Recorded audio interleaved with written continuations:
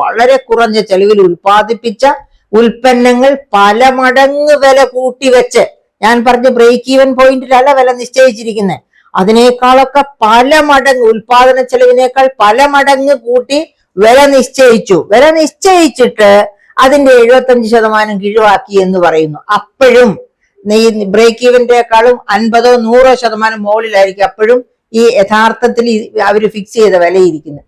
അങ്ങനെ അടിമുടി നിങ്ങളെ പറ്റിക്കുന്നതാണ് വിപണന തന്ത്രങ്ങൾ.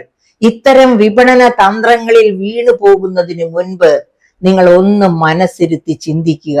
എന്തൊക്കെ ഉൽപ്പന്നങ്ങളാണ് വാങ്ങേണ്ടത്, അടിയന്തര ആവശ്യമുള്ള എന്തൊക്കെ ഉൽപ്പന്നങ്ങൾ ഉണ്ട്. നമുക്ക് സാമ്പത്തിക ശേഷി ഉണ്ടെങ്കിൽ നമുക്ക് കുറെ പ്രയോജനമുള്ള മറ്റ് നമ്മുടെ മക്കൾക്കും നമുക്കും ഒക്കെ വേണ്ടിയിട്ട് ആകർഷകമായ കുറച്ച് കാര്യങ്ങളൊക്കെ വാങ്ങുന്നത് തെറ്റൊന്നുമല്ല. കാരണം നമ്മൾ ജീവിക്കുന്നത്, നമ്മൾ അധ്വാനിക്കുന്നത് ഒക്കെ നമ്മുടെ സുഖ സൗകര്യങ്ങൾക്ക് വേണ്ടിയാണ്, നമ്മുടെ തലമുറകളെ സംരക്ഷിക്കാൻ വേണ്ടിയാണ്. അതിലും ഉപരി ഈ തലമുറയിൽപ്പെട്ട നമുക്ക് തന്നെ, നമ്മുടെ മക്കൾക്കും നമുക്കും സന്തോഷമായിട്ട് ജീവിക്കാൻ വേണ്ടി ഒരു നല്ല സ്റ്റാൻഡേർഡ് ഓഫ് ലിവിങ് മെയിൻറ്റെയിൻ ചെയ്യാൻ വേണ്ടിയാണ് നമ്മൾ കഷ്ടപ്പെടുന്നത്.